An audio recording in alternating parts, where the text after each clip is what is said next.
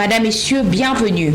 Rentrée judiciaire ce lundi 16 octobre à la Cour de cassation, une occasion qu'a saisi le procureur général près de cette cour pour dénoncer le trafic d'influence au sein de l'appareil judiciaire congolais. Et l'évêque général Dodo Kamba est démis de son poste du représentant légal de l'église de Réveil. Plusieurs grèves sont portées à sa charge, notamment la mauvaise gestion de fonds de l'église de Réveil, le détournement de ressources financières et spirituelles.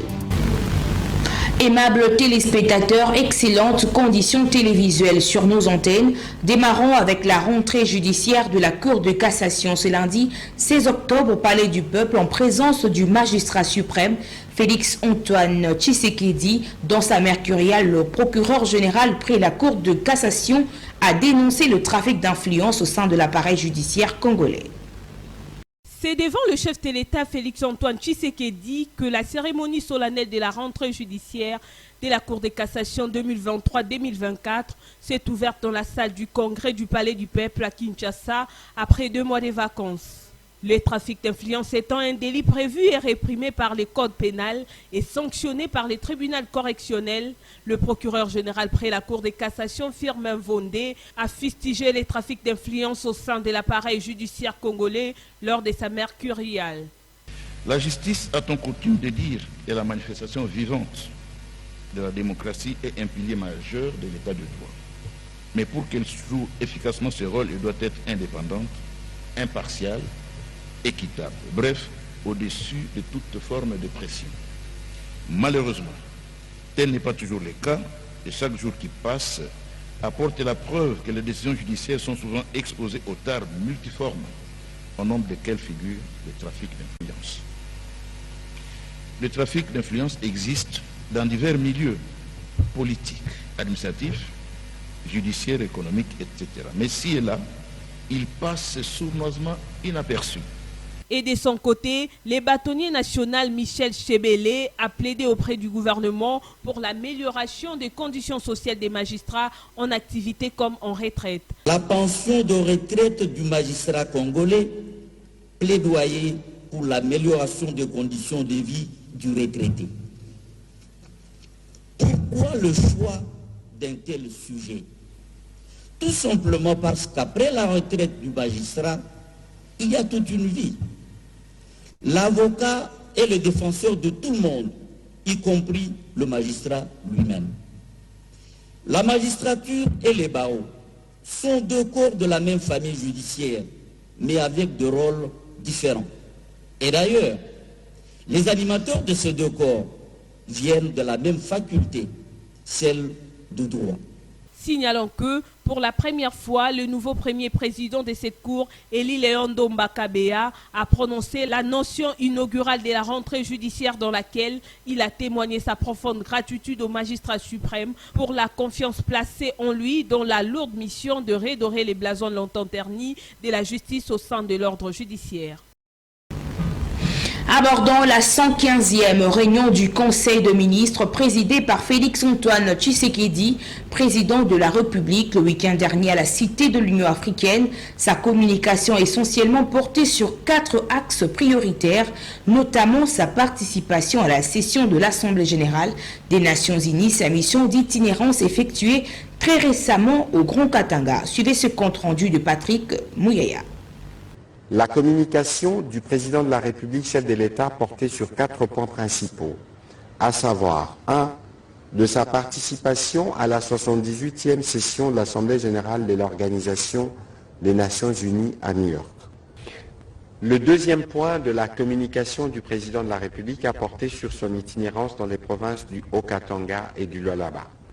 Le président de la République est revenu sur sa mission d'itinérance qu'il a effectuée du 1er au 7 octobre 2023 dans la province du Haut-Katanga, puis celle du Lualaba, afin de s'enquérir et d'évaluer les niveaux d'exécution des politiques publiques sectorielles, notamment celles articulées à travers le programme de développement local de 145 territoires dans les domaines liés aux infrastructures, à l'éducation, à la santé, ceux relatifs à la desserte en eau et en électricité, ainsi qu'à l'industrie minière. Le 3e point de la communication du président de la République a porté sur les conclusions de la visite du Fonds monétaire international en vue des préparatifs de la 5e revue.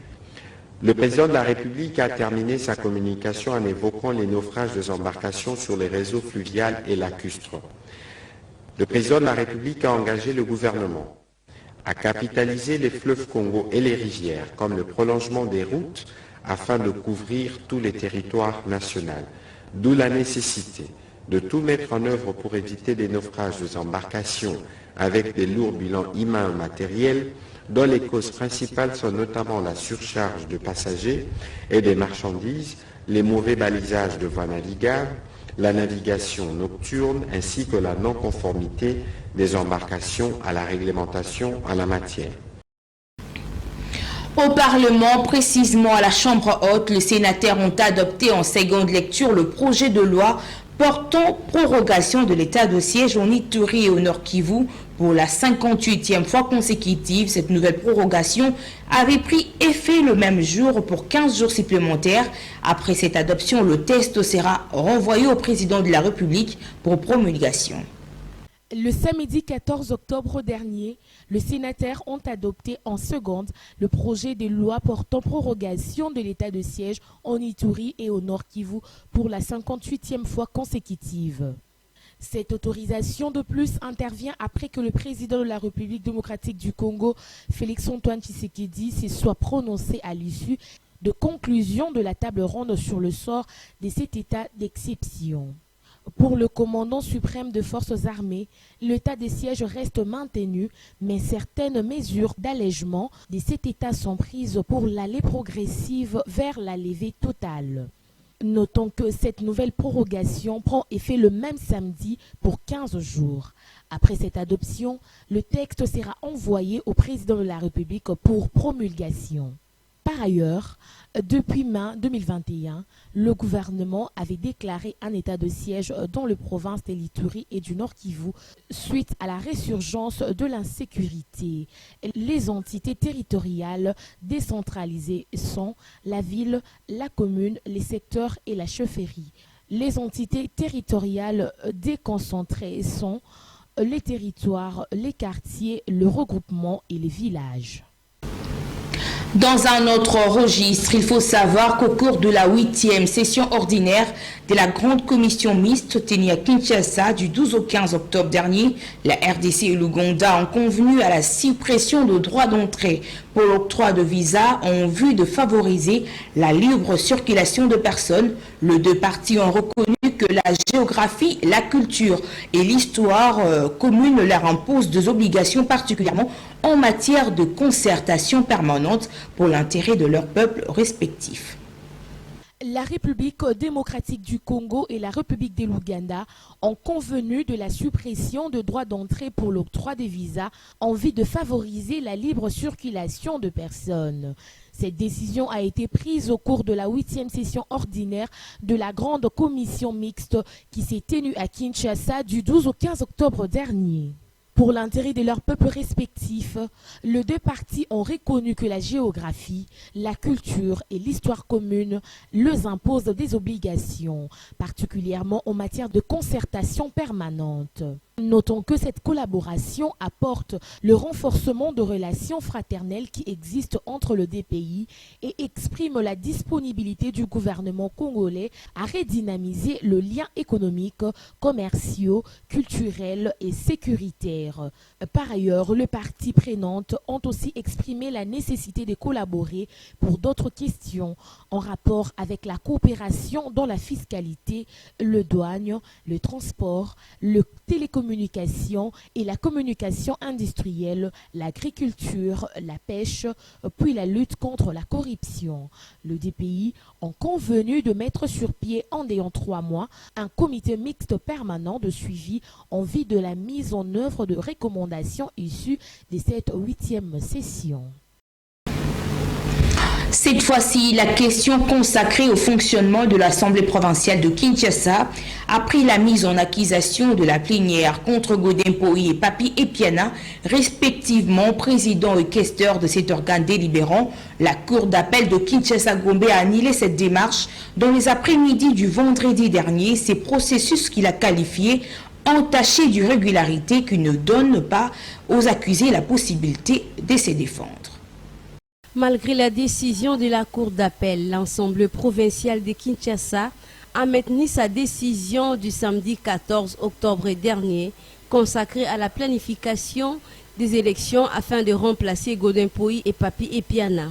En effet, la Cour d'appel de Kinshasa-Gombe a annulé le vendredi 13 octobre dernier la tentative de la mise en accusation par les députés provinciaux contre Godin Poyi et Papi Epiana, qui ne devraient plus être dirigeants de cet organe délibérant. Selon la Cour d'appel de Kinshasa, cette mise en accusation est qualifiée d'inopportune. Elle statue que cette démarche par le député est entachée des irrégularités et n'avait pas donné aux accusés la possibilité de se défendre. Cependant, en réponse à cette décision judiciaire, le député Jean-Goï Mvouzi choisit pour représenter l'Assemblée provinciale devant la Cour d'appel. Par ailleurs, cet élu du peuple a insisté sur le fait qu'aucune loi ni un règlement n'avait été enfreint et il ajoute que cette accusation est formelle et ne ressemble en aucune manière à une motion de censure qui aurait nécessité une audience devant l'Assemblée plénière. Il s'est de noter que, d'après Jean Goï, le règle de l'Assemblée provinciale stipule que toute personne faisant l'objet d'une mise en accusation doit démissionner dans les 24 heures et précise que la Cour d'appel devrait plutôt lever l'immunité des accusés pour permettre la poursuite de cette démarche. Et le quartier Kimbwala, dans la commune de Mongafula, affûte les armes pour préparer et assurer un second mandat au chef de l'État, Félix-Antoine Tshisekedi. C'était au cours d'une matinée politique organisée le dimanche 15 octobre dernier sous l'œil vigilant de John Luntala, chargé de mobilisation de Lukunga du parti congolais acquis au changement CAP. Suivez ces reportages d'Espoir Kinowidi et Merveille à Goloa. L'espace Schengen situé dans les quartiers Kimbwala, dans la commune de Mongafula, a vibré au rythme de la matinée politique organisée par les Congolais acquis au changement, parti cher à la sénatrice Nefertiti Ngoudianza. 15h30, c'est l'entrée du fils maison de Mongafula, John Luntala, accompagné des cadres du parti, ovationné par les militants et sympathisants du CAP présents dans la salle. Après l'hymne national, et le mot des circonstances lit par M. Daniel Bassilois, qui a présenté les autorités du parti et a fait l'exposé des motifs de cette rencontre. Prenant la parole, John Luntala Mukiese a axé son message en 4 points essentiels, notamment le soutien des habitants de Kimbwala au second mandat de Félix Tshisekedi, la pérennisation du CAP dans cette municipalité, également la présentation de sa candidature dans la circonscription électorale de Ngaliema au prochain scrutin. Il a ensuite sensibilisé la population sur les processus électoraux et au respect des institutions du pays, à l'occurrence la CENI. De son côté, la représentante de la présidente nationale des Congolais acquis au changement, Madame Welo Manafi, a prêché l'unité. Bandeko ya Kimbwala et famille Cap Mobimba, tout travailler na unité, solidarité, tout sensibiliser et puis notre proximité pour gagner na élection et puis pour gagner na domaine nyonso. Tout est bien qui finit bien. John Luntala Mukiese appelle les Congolais à renouveler confiance au chef de l'État. Nous voulons inviter la population congolaise à soutenir la vision du chef de l'État, son Excellence Félix-Antoine Tshisekedi, pour ces grandes choses et réalisations déjà trouvées sur terrain. Mais aussi, nous invitons la population quinoise et pourquoi pas de la RDC en général de s'allier ou de venir nous rejoindre dans CAP. Parce que le CAP est le parti que nous trouvons favorable. Un parti qui pourra accomplir facilement et accompagner la vision du chef de l'État. Nous savons où nous allons, telle est la devise du CAP. Des chants et cris de joie ont caractérisé cette activité riche en couleurs. Nous savons où nous allons. Dans le registre sécuritaire, lors d'une parade ce lundi 16 octobre, le chef d'état-major général de FARDC, le lieutenant-général Christian Chiwewe, avertit d'une montée en puissance de forces armées de la République démocratique du Congo avec 15 brigades déjà équipées pour en découdre avec la guerre dans l'est de la RDC. Le FARDC compte en ces jours 15 brigades qui sont déjà équipées et prêtes à combattre les forces négatives du M23 afin d'en finir avec l'agression dans l'est de la République démocratique du Congo. En effet, les chefs d'état-major général des forces armées du Congo, FARDC en sigle, lieutenant-général Christian Chiwewe, a fait une causerie morale avec ses agents lors d'une parade organisée ce lundi 16 octobre au Kankokolo qui rassure sur la montée en puissance de l'armée congolaise. Soki ozana besoin ya bitumba yaka okokuta pe biso tokobunda.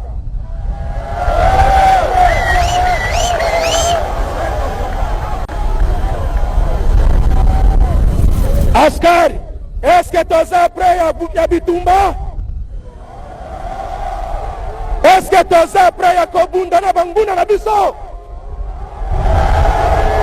Les généraux na ba colonel, est-ce que toza prêt ya bitumba?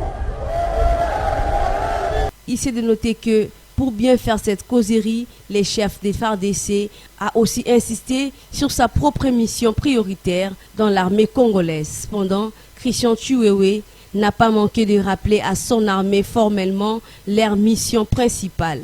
Nazoke bisa bato mosusu oyo bazokanisa ke baza na imperium sur l'armée ofandi soki wapi okomi koloba oyo bagénéraux kotanga kombo ya général te kotanga pe kombo ya colonel te tika mokonzi ya mboka ministre de défense na ngai totanga bakombo ya bagénéraux. Retenez que les forces négatives du M23 ont tenté le dimanche 15 octobre dernier de récupérer la cité de Kichanga, mais ils ont été empêchés par la force d'autodéfense Wazalendo. Ce lundi, s'observe un calme précaire dans ces territoires, toujours qui restent sous contrôle de Wazalendo. Les rebelles du M23 se sont affrontés dimanche avec la force d'autodéfense Wazalendo qui ont empêché les terroristes du M23 à réoccuper la cité de Kinshanga. Dans le massif à Burungu, l'un des commandants de jeunes résistants Wazalendo a affirmé que les jeunes sont déterminés à combattre l'ennemi M23 jusqu'au dernier retranchement. Leur objectif est de protéger l'intégrité territoriale. De l'autre côté, l'armée congolaise appelle le M23 à répondre à la main tendue des chefs d'État de la sous-région pour rejoindre les précantonnements. Les M23, avec leurs alliés de l'armée rwandaise, doivent comprendre qu'ils ont l'obligation, et c'est le moment, de rejoindre ou de répondre à la main tendue des chefs d'État de la sous-région qui veulent qu'ils puissent rejoindre le précantonnement. Et je dis bien, c'est le moment. Il suffit de noter que, selon certaines sources, les patriotes résistants ont récupéré des positions du M23 à Tabi après des affrontements dimanche à Kaveno près des Bouiza au nord Kivu. Poursuivant par la société, sachez que l'évêque général Dodo Kamba n'est plus le représentant de l'église du Réveil au Congo. Il a été démis de son poste depuis le week-end dernier par la majorité de membres actifs de cette organisation religieuse, par le collège fondateur et différentes figures importantes de cette église. Selon cette réunion, plusieurs greffes sont portées à sa charge, notamment la mauvaise gestion de fonds des églises de Réveil, le détournement de ressources financières et spirituelles. Retrouvez ces détails de Jovine Binga. C'était au cours d'une assemblée extraordinaire que l'évêque Dodo Kamba a été démis de ses fonctions de président et représentant légal de l'église du Réveil au Congo. Dodo Kamba est reproché d'une mauvaise gestion financière et détournement des ressources confessionnelles et ecclésiastiques, la révision frauduleuse de textes statutaires de l'ERC, l'utilisation abusive de la réputation confessionnelle, des clientélismes, des démagogies, des cupidités, d'égoïsme et d'exclusion comme mode de gestion. Les membres fondateurs initiaux,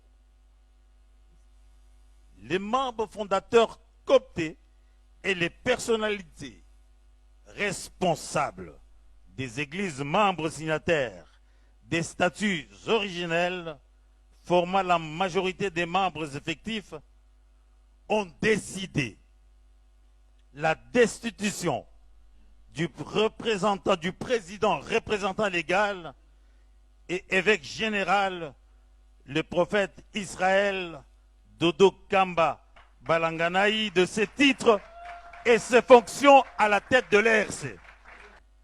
Qu'a daté du 14 octobre 2023, le prophète Dodo Kamba Israël cesse d'exercer les fonctions du président et représentant légal de l'ERC. De son côté, ayant appris la nouvelle sur les réseaux sociaux, le prophète Dodo Kamba aurait affirmé demeurer dans ses fonctions de président car il a été élu et pas nommé. Il aurait dit n'avoir aucune idée de cette déchéance et les griefs portés contre lui et pense à une diffamation. Signalant que le pasteur responsable du ministère du combat spirituel, Paul David Olangui, a été désigné président de la transition pour 2 ans. Plus de 50 morts, d'innombrables disparus et d'importants dégâts matériels, c'est le bilan du naufrage d'une embarcation sur le fleuve Congo dans la nuit du vendredi 13 au samedi 14 octobre dernier dans la ville de Mbandaka. Il s'agit de baleinière HP Mapamboli à son bord. Plus de 100 passagers en provenance de Bolomba, centre-centre, a connu cet accident suite à un débordement du chargement. Jovin Binga. Au lendemain du naufrage ayant fait plus de 50 morts au large de la ville de Mbandaka dans la province de l'Équateur, le vice-gouverneur Taïlon Gandhi a effectué dimanche dernier une descente au port Bankita où s'est produit les drames afin d'assister le rescapé ayant tout perdu et faciliter leur retour à Bolomba, leur lieu de provenance. Après l'identification de rescapés, quelques cercueils et sacs mortuaires ont été remis aux agents des actions humanitaires appuyés par la Croix-Rouge pour l'inhumation de victimes. En effet, il s'agit du baleinière Ibora Ambe Mapamboli avec à son bord plus de 100 passagers ayant connu un accident. Les causes seraient la surcharge de passagers et de marchandises, la navigation nocturne pourtant interdite ainsi que la non-conformité des embarcations à la réglementation en la matière. Hormis les décès, d'innombrables disparus et d'importants dégâts matériels ont été enregistrés. Nous déplorons, c'est parce qu'ils n'ont pas la précision. Ils n'ont pas la précision, il y a la faiblesse. D'abord, on n'a pas vu des manifestes. Les agents des DGM qui sont à ces postes-là n'ont pas la précision des nombres de personnes qui étaient embarquées dans la bannière. C'est-à-dire, il y a l'irresponsabilité. Il y a l'irresponsabilité du gouvernement provincial. Nous demandons au président de la République qui prône d'abord, si les peuples d'abord, qu'on puisse décréter les deuils nationaux. C'est plus de 60 personnes. C'est plus de 60 personnes et des responsables. Il y a même... Rappelons que le chef de l'État a, au cours du Conseil de ministres où la question de ce énième naufrage a été abordée, demandé au gouvernement de capitaliser le fleuve Congo et les rivières comme les prolongements des routes afin de couvrir tous les territoires nationaux. Ouvrant le chapitre sportif, le championnat national du strongman de la RDC a eu lieu dans la ville de Lubumbashi, chef-lieu de la province du Haut-Katanga, le 15 octobre 2023. Quelques hommes forts du pays en provenance de Kolwezi, Kasumbalesa, Likasi, Beni et Kinshasa se sont retrouvés dans la ville qu'ils préfèrent pour une démonstration de force physique. Le sportif quinois a été conduit par le président Van Damme de l'agence des acteurs sportifs du Congo. Patrick John Kingishai pour le point. Les strongman, les hommes forts de la République démocratique du Congo, se sont retrouvés à Lubumbashi, la capitale qu'ils préfèrent, pour faire une véritable démonstration de force physique à travers différentes disciplines sportives appropriées et par rapport à ce sport. Au total, 24 participants dans les différentes catégories ont fait preuve de force. à travers cette première édition du championnat national de strongman de la République démocratique du Congo. Le président Van Damme de l'Agence des acteurs sportifs du Congo, AASC, Asbel Force One, qui a conduit la délégation de strongman de Kinshasa Lubumbashi. La compétition est bien passée, sauf que le titre qui est resté dans la ville organisatrice, donc Lubumbashi. Le président de l'agence a à cette occasion apprécié et encouragé les strongman de Kinshasa qui se sont très bien comportés durant cette compétition et surtout pour leur participation. La FECOTRONG se dit très fière de cette participation de ces hommes forts à ces championnats nationaux. Surtout que ceux de Kinshasa ont démontré de quoi ils sont capables. Le président Van Damme remercie de vive voix toutes les parties prenantes pour la réussite de leur participation à cette première édition du championnat de strongman de la République démocratique du Congo. Sport Restonzi, la 7e réunion du comité directeur de l'organisation du sport militaire en Afrique, OSMA, se tient du 14 au 20 octobre. La délégation congolaise du 6 RDC, conduite par le général Adé Richard Bayombo, est déjà sur place à Yaoundé, au Cameroun. Un accueil digne de son rang lui a été réservé par l'ambassadeur de la République démocratique du Congo au Cameroun, avant que la délégation soit reçue par le président de cette structure sportive et d'autres personnels administratifs. La délégation congolaise du Comité international des sports militaires, CISM RD Congo en sigle, conduite par le général Adé Richard Bayombo, séjourne déjà à Yaoundé, au Cameroun. Objectif principal est participer activement à la 7e réunion du comité directeur de l'OSMA, dont les travaux et la cérémonie d'ouverture débutent ce lundi 16 octobre 2023. 7e réunion qui permettra également au coordonnateur du CISM RDC, général Adé Richard Bayombo, de présenter la carte postale de la République démocratique du Congo, l'une des choses qui occasionnera l'organisation de la toute première édition de Jeux de la solidarité pour la paix de pays des Grands Lacs en République démocratique du Congo, dont la date de l'organisation de cet événement sera fixée dès le retour de la délégation congolaise du CISM à Kinshasa. La délégation de la RDC du CISM a eu droit à un accueil chaleureux de l'ambassadeur de la RDC à Yaoundé, Boukassa, avant d'être reçu par Abdoulaye Maïkano, président de l'OSMA, dans son bureau de travail, ainsi que d'autres personnels administratifs de cette organisation à Yaoundé. 7e réunion du comité directeur de l'OSMA qui abordera également différentes matières, notamment révision des statuts de l'OSMA, l'organisation de la 6e édition du championnat d'Afrique militaire de boxe au Maroc, l'organisation de la toute première édition du championnat d'Afrique militaire de volleyball en Angola, sans oublier l'organisation de la toute première édition de Jeux de la solidarité pour la paix de pays de Grands Lacs en République démocratique du Congo, raison majeure de la présence de la délégation congolaise dans ses assises à Yaoundé, au Cameroun. C'est ici que s'achève ce rendez-vous informatif sur Kinactu Télévision. Vous qui venez à peine de nous rejoindre, voici le grand ligne de l'actualité. Rentrée judiciaire ce lundi 16 octobre à la Cour de cassation, une occasion qu'a saisi le procureur général près de cette cour pour dénoncer le trafic d'influence au sein de l'appareil judiciaire congolais.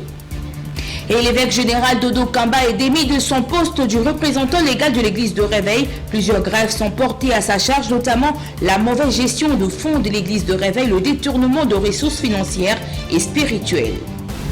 Ce précieux travail est rendu possible grâce à la conjugaison des efforts de la rédaction de la technique. Moi, c'est Deborah Kabinyanga. Je vous retrouve demain avec la même ferveur. Au revoir.